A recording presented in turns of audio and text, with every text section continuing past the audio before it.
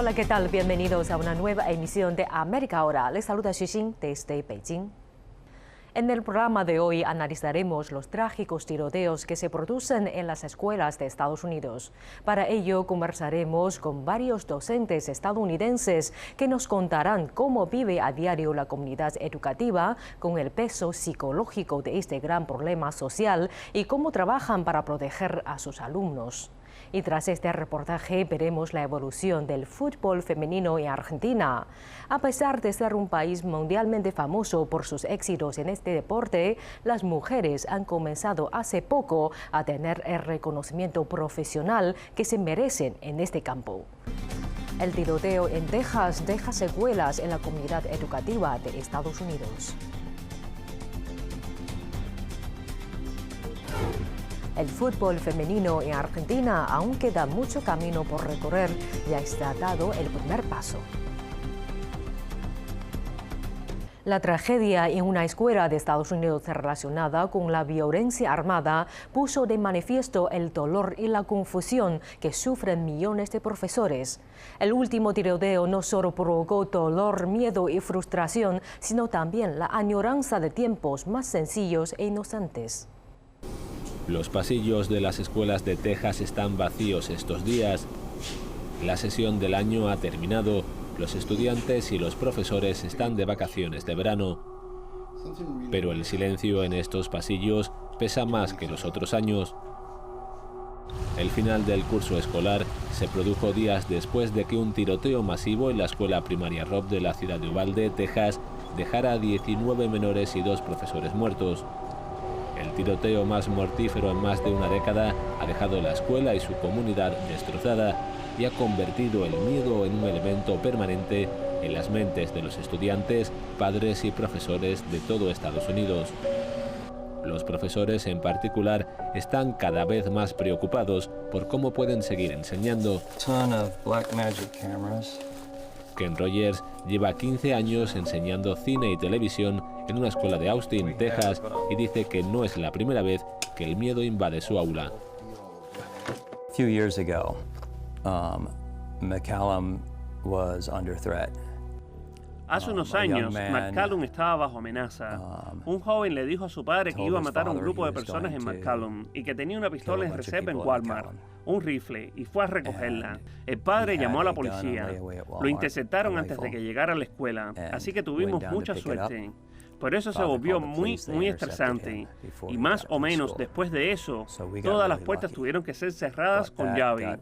Quiero decir, es realmente ridículo en cierto modo, porque aunque todas las puertas estén cerradas con llave, si un estudiante tiene un rifle o algo escondido y se acerca a una de las puertas laterales y toca la puerta, otro estudiante le dejaría entrar. Ya sabes, así que es fácil entrar, y eso nunca es bueno. Así que todo esto de tener una sola entrada y salida es imposible. A medida que la comunidad educativa sale de las primeras y oscuras etapas de duelo y conmoción, cada vez hay más gente que empieza a cuestionar el futuro de la escolarización en Estados Unidos.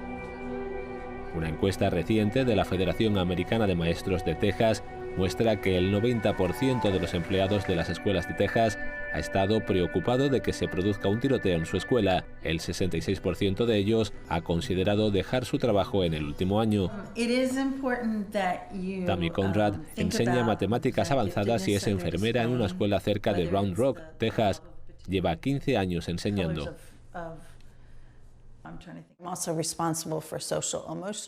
También soy responsable del aprendizaje socioemocional. Soy responsable de garantizar su seguridad mientras están en el campus y de comunicarme con los padres y el resto del personal. Soy la enfermera. Si alguien tiene una metedura de pata, implica 1 millón de cosas en realidad. A ese millón de cosas hay que sumar el aumento de la prevalencia de la amenaza de la violencia armada. Eso hace que mi trabajo sea mucho más estresante. Sin duda es algo que nos preocupa a todos cuando hacemos nuestra rutina diaria. Debemos preocuparnos de que si nuestras puertas están cerradas o si las puertas del edificio principal están cerradas. Tenemos que hacer simulacros en los que los estudiantes entren a cerrar y practiquen los procedimientos. Tenemos que pensar si lo que hacemos es correcto y si estamos estresando demasiado a nuestros alumnos. Es agobiante preocuparnos por no estar estresados y luego preocuparnos porque nuestros alumnos no lo estén. El oficio de la enseñanza cambió irremediablemente en 1999 después de que la masacre de la escuela secundaria de Columbine dejara 13 muertos y pusiera de manifiesto el espectro antes impensable de la muerte violenta en las aulas. Y desde entonces la situación no ha hecho más que empeorar para los adultos encargados no solo de educar a los niños, sino de garantizar su seguridad. Los profesores dicen que a menudo sus propias necesidades no se tienen en cuenta. Los profesores se estresan por los problemas de seguridad que se producen por los tiroteos en las escuelas de los que oímos hablar y podemos hablar entre nosotros sobre lo que pensamos. La mayoría de los profesores, me temo, no lo hacen. Nos lo guardamos dentro. Tenemos miedo de hablar de ello porque entonces podría ser real, pero se puede ver en las caras de los profesores cuando se produce un tiroteo, cuando caminas por el edificio y miras a la gente y la gente no quiere mirarse a los ojos porque tiene miedo de llorar. Es muy estresante. No solo nos preocupa nuestra propia seguridad, sino la de los 22 niños de nuestra clase y la de los demás niños que vemos a lo largo del día. Ya sabes, no podemos imaginar lo que sería pasar por un tiroteo en la escuela. Las medidas de seguridad y las rutinas que antes eran impensables ahora forman parte de la vida cotidiana en las aulas. So if someone does, try to break in, it'll keep the door. Si alguien intenta entrar, ya sabes, hay que evitar que la puerta se abra. Y en mi sala solemos ir a un estudio trasero. Solemos entrar allí, apagar las luces y estar lo más callados posible. Y es realmente difícil mantener a los adolescentes en silencio. Yo diría que todo es ridículo.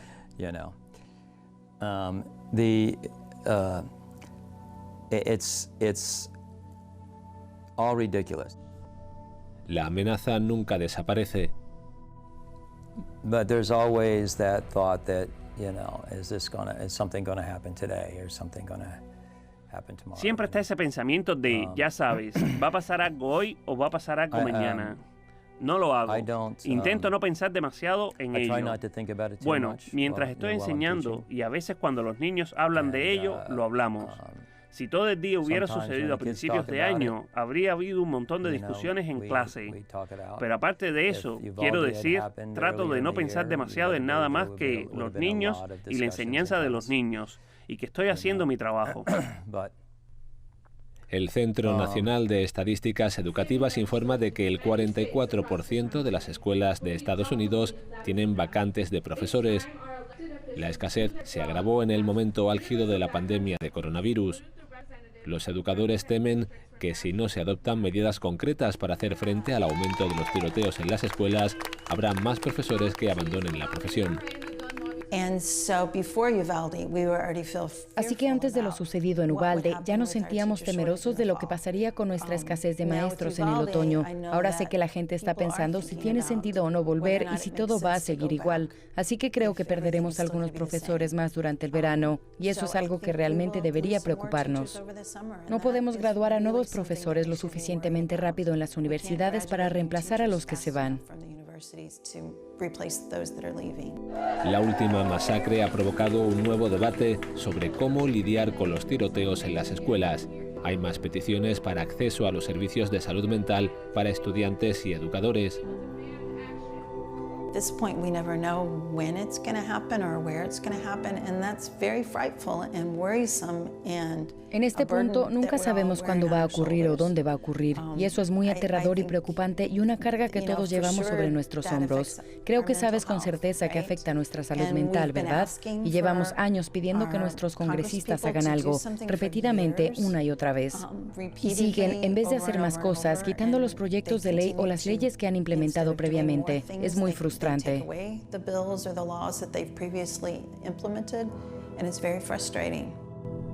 Algunos sugieren que los profesores estén armados en el aula, lo que ha provocado más frustración entre los docentes.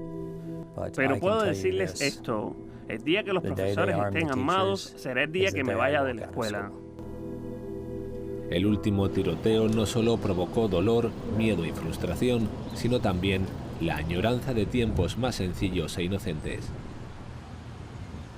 El fútbol femenino en Argentina fue invisibilizado durante la mayor parte de su historia. Si bien son varias las que practican el deporte, las mujeres futbolistas no lograron reconocimiento sino hasta marzo de 2016, cuando lograron los primeros contratos profesionales. Aún queda mucho camino por recorrer, pero por suerte ya está dado el primer paso. Argentina es uno de los países del mundo que cuenta con los más prestigiosos futbolistas masculinos. Lentamente este reconocimiento internacional comienza a abarcar a los equipos de fútbol femenino, que en los últimos años han crecido muchísimo gracias a la visibilidad que le dio el colectivo de mujeres y al haber logrado avances en la profesionalización de este deporte. Florencia La China Pereiro es una exjugadora que ha puesto empeño por romper las injusticias en el deporte y por conseguir paridad entre hombres y mujeres. Empecé jugando al fútbol a los 9 años en el Club Atlético Huracán. Ahí mi papá no me dejó jugar más porque jugaba con chicas más grandes, yo tenía 9 años. Y dejé de jugar un tiempo hasta que fui a probarme a Boca Juniors. Jugué varios años en Boca. A los 18 me fui a jugar a Italia, a un club en un pueblito que se llama Presi, que queda a 3 horas de Roma. Jugué ahí un año futsal. Después volví a Buenos Aires, Argentina, a jugar de vuelta en Boca. La verdad que el fútbol en Italia ya era muchísimo más profesional. Acá en Argentina todavía no era profesional. Allá me acuerdo que el primer día que llegué a jugar a Italia me dieron un bolso lleno de camisetas, de botines, de ropa deportiva, que acá nunca nadie nos había dado nada. Así que estaba muchísimo más avanzado el deporte femenino allá. Volví acá a Buenos Aires. Seguí jugando en Boca hasta el 2014, que fue mi último año en el club. En ese año salimos campeonas del torneo local, que participamos en el torneo de la AFA.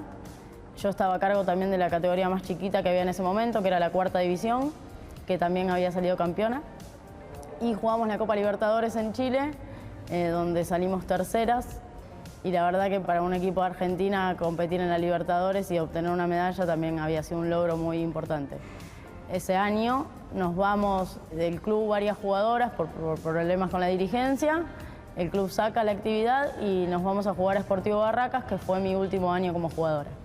En Huracán jugué más o menos 2 años, bastante a la fuerza peleando con mi papá porque no quería que vaya a entrenar y que comparta vestuarios con chicas más grandes. De hecho, en un momento empecé a ir a entrenar a escondidas. Mi papá creía que yo no iba a entrenar y me llevaba a mi abuela, que era su mamá, a entrenar igual a escondidas porque era algo que a mí me apasionaba y que quería hacerlo igual más allá de que mi papá no esté de acuerdo.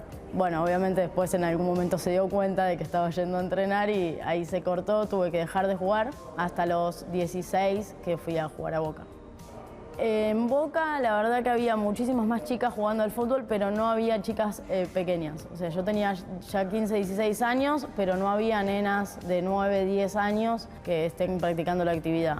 Fue el primer club en tener la disciplina de futsal femenino en nuestro país. De hecho, fue el primer campeón también de la disciplina, pero no tenía divisiones inferiores. Lo único que tenían eran las primeras divisiones. De hecho, los equipos que participaban en el torneo también. Y con el paso del tiempo, yo después de estar muchos años en el club, lo que hice con otra compañera fue empezar a formar las categorías más chiquitas. Cuando me voy a jugar a Italia tenía 18 años, me acuerdo que viajé un 19 de diciembre, no podía viajar después, yo intenté pelear con la gente, con los dirigentes del club de Italia, viajar después de las fiestas para poder estar con mi familia en las fiestas, pero no lo logramos porque cerraba el fichaje y tuve que viajar el 19. Hacía un frío en Italia, nieve, y yo pasando Navidad y Año Nuevo sola con las chicas del club que no conocía ninguna, todas hablando en italiano, no sabía ni qué me estaban diciendo. Pero la verdad que la primera impresión cuando llego fue muy diferente a lo que era el fútbol femenino acá porque te trataban como si fueras un jugador de una primera división masculina. Con esta situación de la ropa, del bolso con cosas. Yo me acuerdo que acá jugaba en Boca, que era el equipo más importante en ese momento de fútbol femenino y no teníamos ropa para entrenar. Nos daban una remera y nosotros la teníamos que devolver cuando terminábamos los entrenamientos. Usábamos la ropa que quedaba de los varones. Y cuando llegó a Italia, la primera situación con la ropa fue graciosa porque yo le pregunté al presidente, ¿esto lo uso y te lo devuelvo? Y el presidente me dijo, no, ¿cómo me vas a devolver la ropa que usas? Nada, después obviamente también los entrenamientos eran muchísimo más exigentes, eran muchísimo más profesional, si bien allá no había una regla de contratos o la federación no tenía el fútbol femenino profesional, los clubes sí lo toman como tal. Entrenábamos doble turno todos los días, viajábamos a jugar los fines de semana, no nos dejaban hacer otra cosa más que entrenarnos para jugar el fin de semana para el partido que nos tocaba. Yo jugaba ya con 8 brasileras, que son unas bestias jugando al fútbol, y con 3 argentinas más. Salimos campeonas de todo Italia, habíamos salido campeonas del regional, salimos campeonas de la Copa Italia, viajamos a jugar por toda Italia porque allá el torneo sí es federal y viajas por todos lados. Y más allá de que, esto que digo, no se considera profesional porque no firmas un contrato deportivo, sí te tratan como tal y sí toman el deporte como tal. No es que entrenas a cualquier hora, no es que no tenés materiales o que no tenés espacios físicos, tenés todo para dedicarte a ser realmente deportista, cosa que acá no pasaba y todavía hoy no pasa. ¡Julia! ¡Aparecé! ¡No te puedo encontrar! Para mí, ser deportista profesional es muchísimo más que tener un contrato y un sueldo, que es esto que a mí me pasaba en Italia, ¿no? Tener un espacio, entrenar de verdad, no sé si necesariamente doble turno, pero sí entrenar varios días para poder competir y estar a nivel al fin de semana, tener un cuerpo médico, tener una nutricionista, tener la ropa acorde. Hace poco salió en un partido amistoso que una jugadora de Argentina se sacó una foto con Meghan, que es la capitana de Estados Unidos, y mostraban la camiseta del lado de la espalda, donde las jugadoras argentinas no tienen estampado el nombre, y las de Estados Unidos obviamente que sí.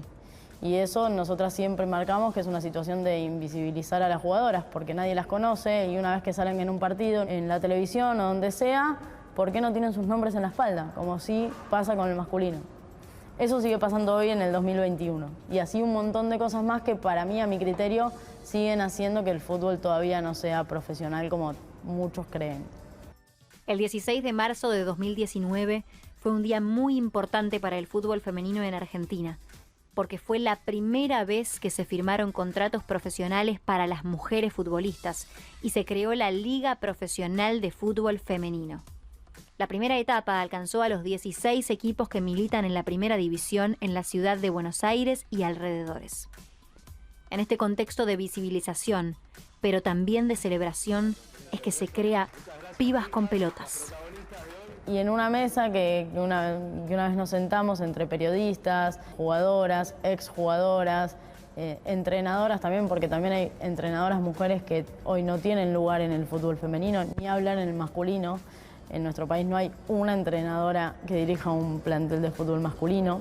Y ahí surgió la idea de Pibas con Pelotas, ¿no? De poder visibilizar todo lo que seguimos viviendo hoy en el 2021, las mujeres que elegimos jugar al fútbol.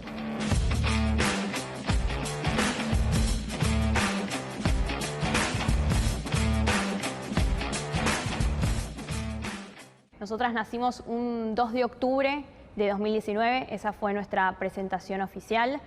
Nacimos en un contexto en el que el fútbol femenino estaba empezando a crecer y agarrando ese envión como para que empezaran a suceder un montón de cosas positivas. El 16 de marzo de ese mismo año, la AFA profesionalizó el fútbol femenino. Después, en junio, se jugó un mundial en Francia, en donde nuestra selección tuvo una participación bastante importante, porque fue el primer mundial que nosotros pudimos ver por la tele y enterarnos un poco más en las noticias de lo que estaba pasando con respecto a la disciplina. Va Bonsegundo, Florencia Bonsegundo, ¡gol! ¡Gol! Y ahí fue cuando nosotras decidimos juntarnos, un grupo de futbolistas, periodistas, comunicadoras, para empezar a organizar el proyecto, que hoy es un medio de comunicación con perspectiva feminista. Pibas con Pelotas hoy tiene un espacio en la radio AM750. Nosotros salimos todos los domingos a la 1 termina a las 3 el programa, hacemos 2 horas al aire. Nosotros arrancamos con el fútbol porque Florencia, la China Pereiro, es futbolista y fue quien inició esto y fue quien nos vino a contar, che, pasan estas cosas, nosotros jugamos con ropa que no nos corresponde, con ropa de hombres, las jugadoras no tienen contratos, entrenan a la noche, pasan un montón de cosas que en el fútbol masculino no suceden. Y nosotros nos enteramos a través de ella de una realidad que nadie estaba mostrando. La exjugadora Pereiro reconoce las dificultades que tuvo para entrenar y crecer en el popular club de Boca Juniors, donde señala que entrenaban en los estacionamientos, no tenían vestuario ni las necesidades básicas cubiertas para poder entrenar y formarse. Otra gran diferencia entre el fútbol femenino y el masculino es que las jugadoras mujeres no tenían cobertura médica, algo que sería impensado para el plantel de varones. Nosotras en Boca, una compañera que estaba federada, que jugaba a la par que yo y era jugadora del Club Atlético Boca Juniors, se rompe los ligamentos en un partido oficial de la AFA. No tenía obra social. A cualquier jugador de un plantel masculino, ¿quién lo opera? El club, 100%. Bueno, en este caso no pasó, siguen esas cosas pasando hoy en día, que los clubes no se hacen cargo de las lesiones que tienen las jugadoras. Y si la jugadora no tiene obra social, la verdad que todo el mundo se olvida y la piba tiene que dejar de jugar o, si tiene la posibilidad, operarse por sus propios medios. Y al meternos de lleno en el proyecto nos dimos cuenta de que, por ejemplo, las jugadoras de hockey tampoco son profesionales. Si bien es un deporte recontra asociado a lo femenino, tampoco existe una profesionalización ahí, el vóley tampoco, y así con un montón de situaciones que nos fuimos enterando y terminamos abarcando un montón de disciplinas. Y una de las cosas que logramos, por ejemplo, fue que al principio lo que había determinado la AFA es que era obligatorio tener 8 contratos por clubes para las jugadoras, lo cual era una locura porque en el campo juegan 11 y mínimo tenés que tener 22 jugadoras en un equipo. Entonces generaba una competencia horrible, primero, entre jugadoras, porque ¿por qué a mí me elegís y a mí no? No había un criterio con el que ellos habían decidido que a unas sí iban a profesionalizar y a otras no. Era según lo que le gustaba a cada técnico. Y eso era una locura, porque si en algún club hay favoritismo o no, ¿cómo haces para decidir? Era totalmente injusto. Y además fomentaba una competencia que no estaba buena porque estaban peleando por un sueldo, que es lo que le corresponde a cualquier trabajador, un contrato. Hace muy poquito, a partir de 2021, la AFA determinó que esa cantidad de contratos iba a subir a 12. Hay clubes que consiguieron dar más contratos a sus jugadoras, un ejemplo, Boca y River. Pero bueno, seguimos peleando porque eso suba. Para 2023 está estipulado que los contratos sean 15. Pero bueno, lo que logramos hasta ahora es que los contratos sean 12, por lo menos cubrir el plantel que va a salir a jugar a la cancha y una más. Y a partir de 2023, esos 12 contratos profesionales van a pasar a ser 15.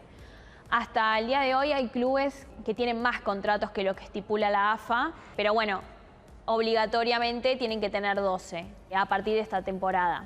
Y todo viene avanzando. A paso lento en realidad para nosotras porque son cosas que venimos reclamando hace un montón de tiempo, pero bueno, son evidentes las mejoras que estamos teniendo en el último tiempo. Más allá de que la profesionalización todavía no exista y nosotras la llamemos semiprofesionalización. La agrupación Pibas con Pelotas, cuya primera fundadora fue Florencia Pereiro, cuenta con un espacio en los medios de comunicación. Un gran logro porque en el mapa de medios argentinos hay muy poca cobertura deportiva de los equipos femeninos y menos hay coberturas con perspectiva de género. Desde este año están en la radio AM750 los domingos y cada lunes tienen su columna en el diario argentino Página 12. Tenemos 2 columnas, una es una columna de género porque a nosotras nos interesa mucho abarcar la perspectiva feminista en el deporte, y la otra columna es sobre mujeres en el mundo deportivo que inspiran con sus historias, porque así sea que ocupan lugares en puestos que generalmente estamos acostumbrados a ver hombres, pueden ser entrenadoras, pueden ser futbolistas, pueden ser juezas de línea, árbitras, mujeres que trabajan con equipos masculinos, que no es muy común ver. Además de tener este espacio radial, nosotras estamos saliendo todos los lunes en una sección del diario Página 12 la sección deportiva que se llama Libero. Tenemos una nota todos los lunes y somos las encargadas de cubrir la parte femenina del deporte en el diario, digamos. Dentro del mapa de los medios acá en Argentina, el fútbol femenino y el deporte femenino en general no suelen tener mucho espacio en los medios, así sean gráficos o televisivos. No estamos acostumbradas a ver muchas noticias relacionadas al tema. Acá, por ejemplo, los suplementos deportivos suelen salir los lunes o los domingos, que son los días que en general hay partidos. Y nosotras estamos acostumbradas a ver, por ejemplo, un partido de fútbol femenino, una final, superclásico Boca River, se juega un martes a la tarde. Claramente no tenemos el mismo espacio que tiene el masculino. Otra cosa que me parece interesante mencionar también es que los medios muchas veces se refieren a las futbolistas como a las chicas de Boca, las chicas de River, y no son chicas, son jugadoras y son futbolistas, porque a los hombres nunca jamás le dijeron los chicos de Boca. Entonces es quitarnos un poco de peso a nosotras por ser mujeres y por practicar este deporte. Ese 2 de octubre que nosotras hicimos el primer evento, lo que intentamos hacer fue acercarles a las futbolistas, no solo de fútbol 11, sino también de fútbol playa y de futsal, información con respecto a sus derechos. Para eso, por ejemplo, habíamos convocado a una nutricionista para que les contara cuál era la dieta que tenía que hacer una jugadora profesional, o obviamente teniendo en cuenta el caso de cada una, ¿no? Pero también hablamos con una abogada para que las jugadoras pudieran saber cómo era la firma de un contrato que nunca habían tenido. Hablamos también con diferentes profesionales de distintas disciplinas para que pudieran acercarle información a las jugadoras que hasta ese momento nunca habían tenido. Bueno, nosotras le decimos semi-profesionalización porque suceden un montón de cosas que no hacen que el fútbol femenino sea profesional, pero venimos avanzando un montón a través de esta lucha que estamos teniendo. Para nosotras todo lo que alcanzamos hasta este momento tiene que ver con una lucha colectiva que se viene dando desde la época de las pioneras, que fueron las primeras representantes que tuvimos en nuestra selección, pasando por un montón de jugadoras que en su momento no se hicieron conocidas. Las pioneras son este grupo de jugadoras de fútbol argentinas que compitieron en el primer mundial que hay registrado en la historia, que fue ese Mundial de México que se jugó en 1971. Ellas siempre cuentan que cuando llegaron allá las recibieron como si fuesen jugadoras de otra categoría y acá ni siquiera tenían botines. Ellas entraban a la cancha con zapatillas deportivas o zapatillas con lo que uno sale a la calle. La primera vez que se pusieron un botín en los pies fue durante ese Mundial. También viajaron sin técnico. En el medio de esa competencia había un argentino en México que dijo, bueno, si quieren yo puedo ir a ayudarlas, y apareció un técnico en el medio de la competencia y todo se fue dando de esa manera. Las jugadoras, por ejemplo, en ese momento trabajaban como para poder mantenerse y se les había ocurrido una idea para juntar plata durante el Mundial y poder pagar sus gastos, porque obviamente allá no tenían nada cubierto, ni hoteles, ni viajes, nada. Y como la gente les pedía autógrafos y les pedía fotos, se les ocurrió la idea de sacar una foto a todo el plantel con sus autógrafos y vendérselas al público. Y con esas fotos que juntaron y la plata que juntaron por vender esas fotos, pudieron pagar su estadía en el hotel, pudieron pagar los viajes que hicieron allá. Digamos que eran como estrellas en México hasta que pisaron la Argentina y de repente esperaba que todo el mundo las recibiera acá, y nunca nadie cubrió en ningún medio de comunicación lo que había pasado allá en México. Hasta que en 2019 la legislatura porteña reconoció el 21 de agosto como el Día de la Futbolista. Se instaure el día 21 de agosto de cada año como Día Nacional de las Futbolistas. El Poder Ejecutivo arbitraría las medidas necesarias para realizar durante ese día diversas actividades, acompañadas con perspectiva de derechos para la promoción y visibilización del fútbol femenino. Así concluimos esta emisión de América Ahora. Gracias por sintonizarnos durante esta media hora. Soy Xu Xin en Beijing. Nos vemos en la próxima edición.